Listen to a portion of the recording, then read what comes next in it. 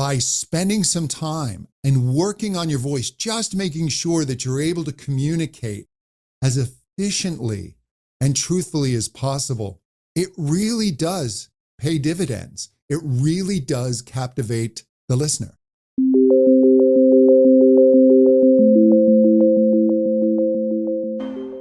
Welcome back to SEOleverage.com's podcast, episode 108. My name is Gert, your host on this show. And today we're going to go a little bit away from SEO, but we are going to help YouTubers, podcasters, coaches in particular, and everybody who is using their voice, knowingly or not knowingly, to become better performance and really captivate their audience. And I'm very much looking forward to this episode. I've brought on the expert in voice training, John Henny, to this podcast. Welcome to the show, John. I'm glad to be here. Thank you. It's such an honor to have you here. You're very famous in your industry, in music, in voice training, voice teaching. You have been doing this for 30 years. When I read your biography, you've worked with so many big names everybody would recognize here. And I'm so fascinated because I think we share one thing here in particular. And this is that in my case, I've been working so much in digital marketing that at some point, I think I was able to become a better SEO just because I have so many skills around the SEO field accumulated over time, that I can now employ them and become a better SEO consultant. And I feel this is something that really resonated with me when I read about your biography, and we have been knowing each other for a while, where you have gathered so much experience over the years around the voice training, have worked with literally thousands of people, helping them improve their voice. So I find it fascinating that you are now bringing this into the speakers world with your Compelling Speakers program. So really, really congrats on that one. I think this is fascinating, and I think this definitely puts you in a unique position. Yeah, I'm actually really excited. When I work with speakers, it's actually really fun for me because a lot of this is new for them. And even though I work with singers, it's really true that anytime you are speaking, you're actually singing. They actually don't know which came first, whether we started singing and that kind of turned into speech, or speech gave birth to singing, but they really are one and the same. Obviously, singing has more demands, but if you take the ideas and the tools of a great singing performance and you utilize those in your speaking voice, you can really transform the way you communicate with people. It's really impressive. And I've seen this in my own journey. We have been working together, not only in SEO, but also working on my voice. Thankfully, a little bit, I've turned into a compelling speaker student in the meantime. It's really interesting. Before we hit record on this show, I listened to episode 1. This is episode 108, right? I listened to episode 1 of this podcast, and everybody listening here, please don't do that, right? Because there has definitely been a huge difference. I think the last 30, 40 episodes probably have been recorded after our speaking training. But for me, it's interesting that not only is this something that's noticeable, there's a noticeable difference, but also it's not that we have been working on this for months and I was practicing every single day. I went through your program. Obviously, you had I think, what did we have? 3, 4 one-on-one sessions, 5 maybe. And I obviously did a little bit of homework and did those practice sessions. But the difference is mind-blowing. So it's definitely still on a journey, but just seeing what is possible is really, really, really fascinating. How is it possible that a monotonous speaker like me, by nature, can suddenly sound somewhat engaging after a few sessions? Well, it really is. First is just awareness. And I think it's understanding what it is that the voice is really doing. The voice is not only our primary means of communication, but it's our primary means of emotional connection with others. And as we know, whether you're podcasting, doing YouTube, you're in sales, if you can connect emotionally with your listener, you're far more persuasive and you're far more compelling. And so once you understand that and you begin to go, okay, so how do we use our voice to really connect with others? Who are the people who are the best at using the voice to connect with other people in an emotional way. And it's not speakers, it's not politicians, it's great singers. Great singers can move people to tears, and they use specific tools in order to do this. Now, they accumulate these tools and they work them so much that they're not consciously thinking about them. And I ultimately don't want you thinking about the mechanics of your voice. But if you work just some of these aspects to find the music, if you will, in your own voice, and then you can infuse this with emotion and honesty and really just sing your song and connect with your audience, you're going to notice a profound change. And that's one of the things with you. You really just started to find the melody in your voice and just really the magic of using your voice in a proper way. It's really interesting that you say awareness, because this is probably something I notice at least once a day since we were working together, where I just start explaining an SEO strategy maybe, and I kind of feel, hey, this doesn't sound right while I'm speaking, right? I can do SEO in my sleep. It's like I can actually listen to me, but I also now pay attention to my voice. And sometimes then I pause or drink a glass of some coffee or something like this and just try to start fresh, because there's definitely this awareness happening when I'm listening to myself and saying, this sounds too boring. Let's kind of wrap this up a little bit in a different way. It's so interesting to then also see the reaction of people, right? So very often I do like webinars or trainings for some group workshop the other day, for example, and you can just see where people start looking away, they start looking down, they start yawning, they start stretching everything. And then suddenly you change the tonality of your voice, and suddenly they get in a better posture again. They might even ask a question because they just came back. We also focused on getting a lot of people to webinars, getting a lot of views to our videos, getting a lot of downloads to our podcast. But at the end of the day, even if you get those views, if you can't maintain them with your way of presenting, with your way of communicating, actually, what's the point, right? Yeah, you have to find ways to constantly re-engage their attention. All right, we all talk about how attention spans seem to be getting shorter and shorter, and we're bombarded with distractions constantly. And attention really is the coin of the realm. I mean, that's what Facebook has built their fortune on, is attention. And there's so many people fighting for attention. And with the voice, if what you're saying you become disconnected from, if you're thinking about something else, if your speech patterns start to become predictable, if you just start to talk in a pattern that people know what you're going to sound like the next sentence, they're going to start to tune away. Well, it's a lot of people, yeah? And what singers know to do is just through tricks of phrasing, they'll hesitate on a note when you're expecting something and then they pull back slightly. You may not notice that they're doing it, but what they're doing is they're setting up expectations and then not delivering on them. And that reawakens the listener's interest and it reawakens their attention, and they're doing it constantly.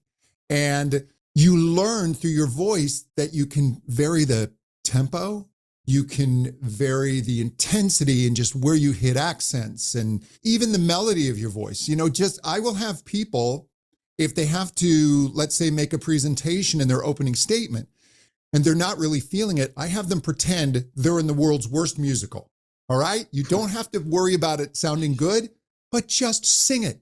Mm-hmm. Be really over the top with it, right? This is a really cheesy musical. And then they'll sing it through and then I'll say, good, I want you to keep that flow. I want you to keep that energy. I want you to keep that music in what you're saying. And it works. It's fascinating. It definitely works for me as well. Specifically, I remember one technique you told me, this was also like exaggerating, I think, a transcript from our podcast or something like that. And it felt like if this was a door, I have my door always like slightly open, but there's only so much that can get through, right? And then you had me do those exercises and it felt like, yeah, this door is now wide open. Now I have a little bit more range. I have more possibility to actually use my voice. I have more differences. I can speed up. I can slow down. It felt like actually liberating in a sense, but definitely this awareness obstacle needs to be overcome. But this is really like the image I have in mind. Let's now open the door to my voice, because it's usually, as an Austrian native speaker, it's usually quite close. Yeah, and it's interesting because I think you have a wonderful sounding voice. I mean, it's a Thank really you. vibrant voice. But what I love is that you've really found your optimal speaking pitch range. And this is something that people miss. And one of the big mistakes I see people make is they associate speaking lower with more authority. And there is some truth in that, right? Because we don't want to be talking up here. But what people do is they end up talking too low. And so they start going down here. And once you're speaking too low, your voice doesn't have enough acoustic energy. And so in order to be heard, because people will start to strain, you will start to squeeze your voice a little more. And then people end up, their voices sore. They're constantly clearing their throat. They can't make it through a whole presentation without starting to feel hoarse. And I love it when I listen to your voice, you're really in that nice pocket of just the right pitch. I mean, that's one of the first things I help people find is their optimal speaking pitch. Because once they're there, that's going to give them not only vocal health, but people are going to be able to hear them. So again, kudos to you because you really worked hard on this. It definitely will help the way you explained this. I'm going to admit something here. I had no idea somebody could talk so much about the voice before we started working with you.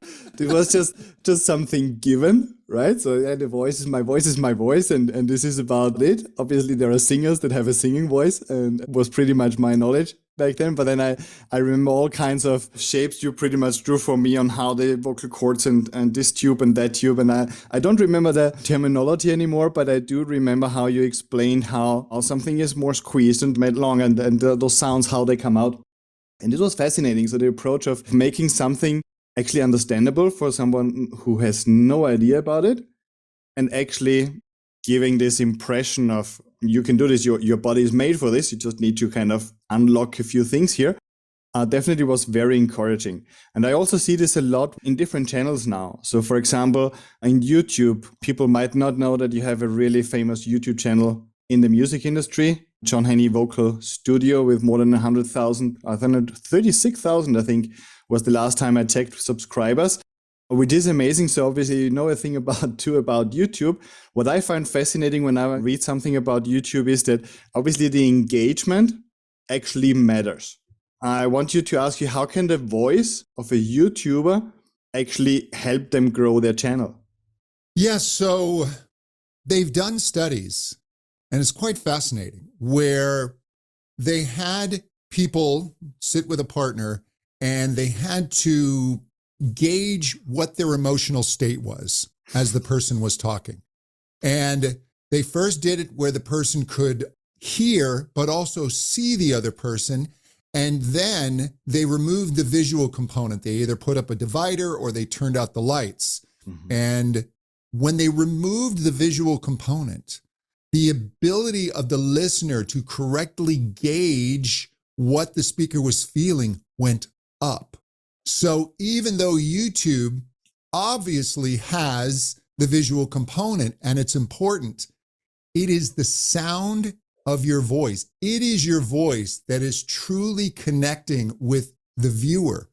So when you just spend some time understanding how your voice works, how it's going to sound best, and also how to use emotional intention to really focus on what your goal is for the listener or viewer, what you want them to receive from you, and just work exercises to have that in your voice, to be able to infuse the vibrations of your voice with that emotional intensity and honesty. You're going to connect with people on a deeper level. And they're not going to understand totally why you're more compelling than the other person. They're just going to keep listening to you. I think that's fascinating. It just opens up so many possibilities and so many thoughts. I was just thinking about the podcast. I had been doing several podcasts in the past ones in Spanish. Now we have SEO Leverage in English. And it was fascinating for me to see how much people connect with me on podcasts. This is now the first one where we also have a video component on most episodes, but the past ones only had audio. And I was speaking in a German speaking accent in Spanish, so I didn't have much expectation of how people would actually receive the message. I had not gone through John Henny's voice training yet, but even there, this audio component actually came through. So it was fascinating to see. This is really, people literally hang on every single word you're saying. When they just have this audio component, then they kind of really connect with you. I had people reach out to me and say, hey, when we went on a call, they say, I feel I know you already, right? I've listened to the first 36 episodes. So it was really fascinating to see this. And then obviously I understand more engagement in more practical terms really also then drives a YouTube channel up. Would you say that's correct? Absolutely. Yeah. And even as technology keeps expanding, and we've obviously had some huge shifts in technology in recent months with AI, the human component doesn't go away. I would argue it becomes even more important as we become deluged with technology. And you have to remember that the voice is the first thing you hear. I mean, you hear your mother's voice as you're developing, and as you come out into the world, you hear voices. And even the way that we talk to babies is so instinctual. The baby talk, we're teaching them vowel sounds, and you can see the child moving their lips and getting their little coos and ahs going. And so the voice, again, music and language, they're the same thing. One begat the other. It is how we connect. And by spending some time and working on your voice, just making sure that you're able to communicate as efficiently and truthfully as possible, it really does pay dividends. It really does captivate the listener.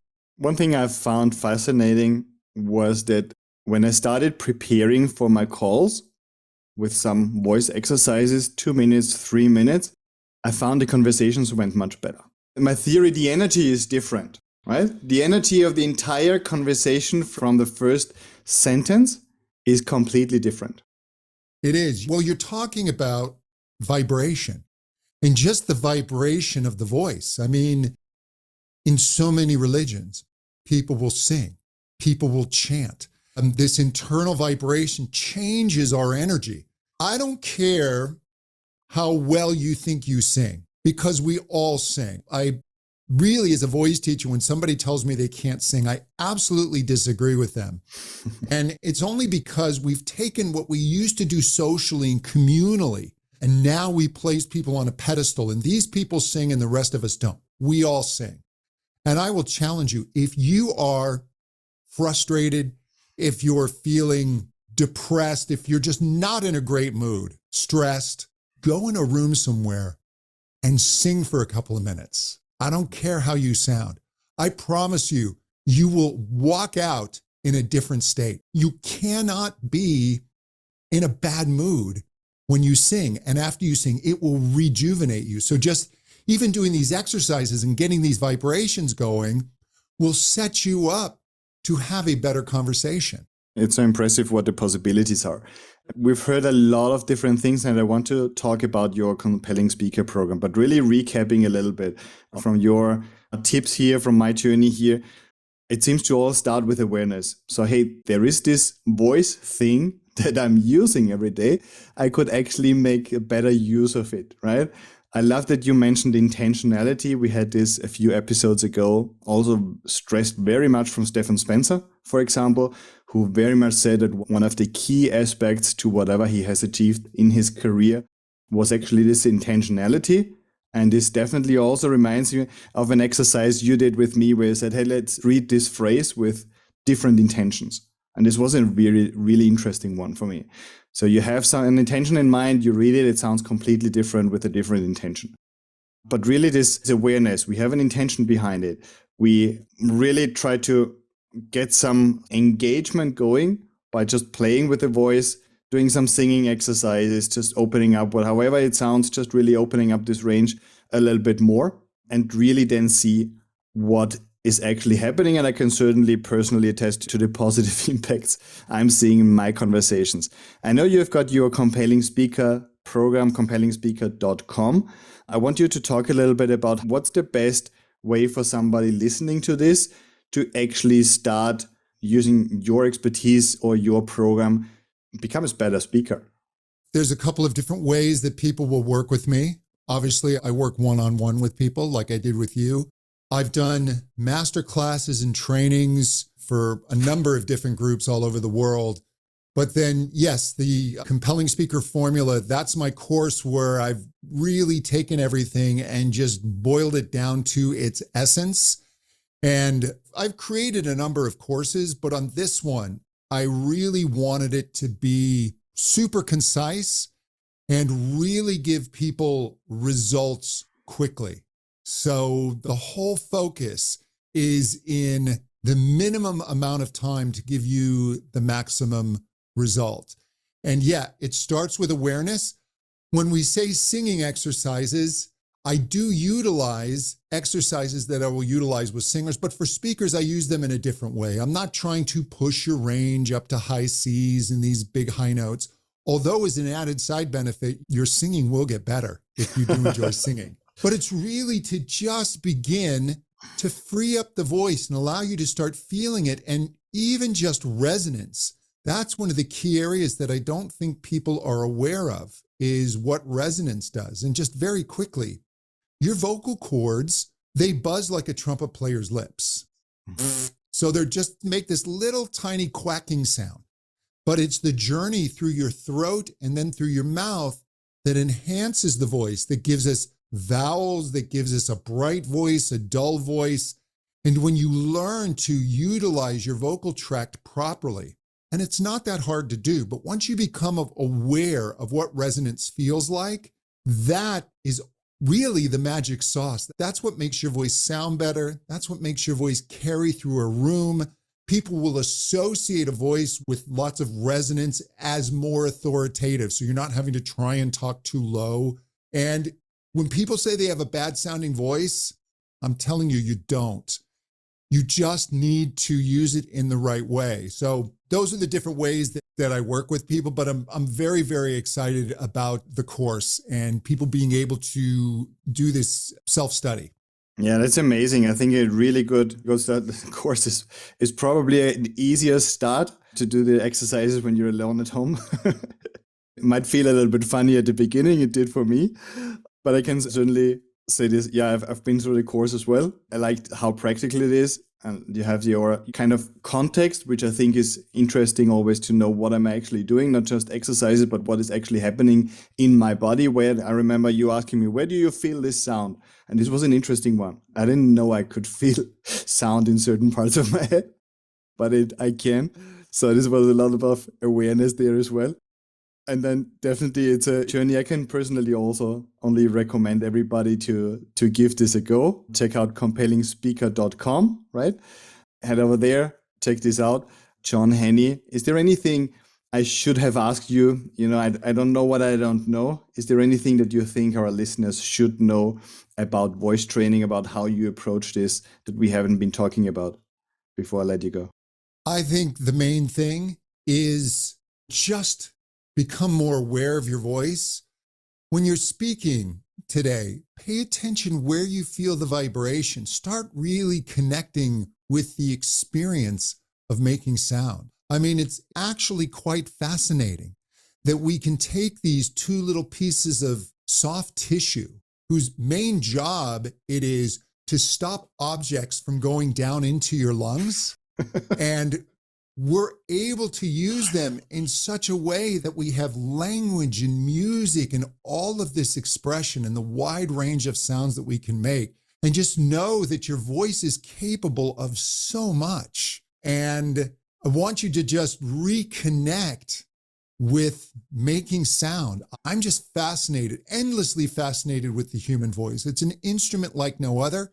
It connects with people like no other. There's no American Idol or version of guitar player or piano player. It is the voice.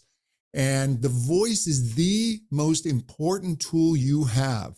no matter what it is that you're doing, even in your personal relationships.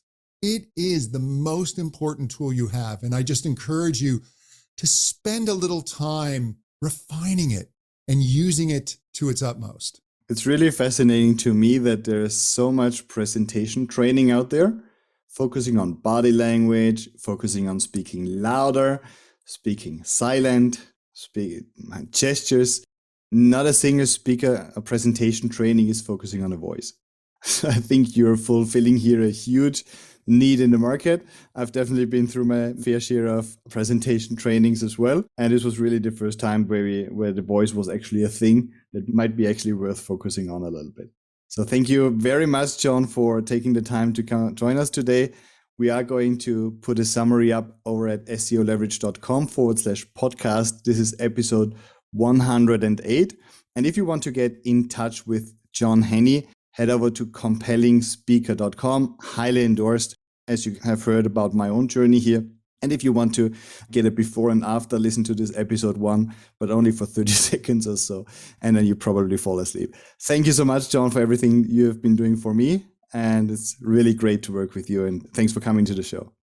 Thank you so much, Gert.